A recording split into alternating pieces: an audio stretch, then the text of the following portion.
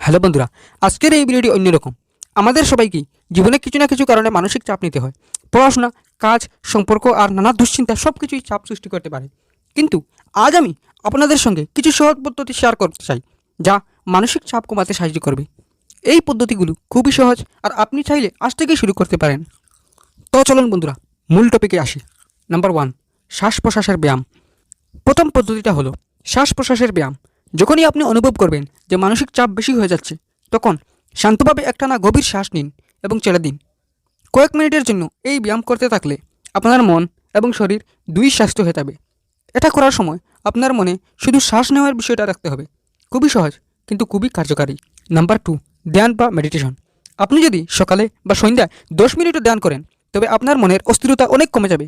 আপনি আপনার মনে আসা চিন্তাগুলিকে আলাদা করে একসময় শূন্য অবস্থায় নিয়ে আসতে পারবেন। ধ্যান করলে মন পরিষ্কার হয় এবং চাপ কমে যায়। নাম্বার 3, প্রাকৃতিক পরিবেশে সময় কাটানো। একটানা কাজে ডুবে থাকলে আমরা প্রাকৃতিক দৃশ্য দেখার সময় পাই না, কিন্তু যদি আপনি একদিন সময় বের করে একদম কাছের পার্কে বা কোনো সবুজ প্রাকৃতিতে চলে যান, তখন আপনার মন শান্ত হয়ে যাবে। প্রকৃতির সঙ্গে যোগাযোগ, বিশেষ করে গাছপালা আর পাখির গান শোনা, মানসিক চাপ কমানোর জন্য অনেক ভালো। নাম্বার 4, সৃজনশীলতা বা শখের কাজ। আপনি যদি গান গাইতে পছন্দ করেন, আঁকতে পছন্দ করেন কিংবা কিছু লিখতে পছন্দ করেন, তাহলে সেটি করতে থাকুন।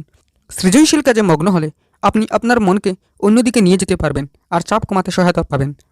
নাম্বার 5, শরীর চর্চা বা ব্যায়াম। ব্যায়াম করার সময় আমাদের শরীর প্রাকৃতিকভাবে ভালো অনুভূতি তৈরি করতে থাকে, যা মানসিক চাপ কমাতে সাহায্য করে।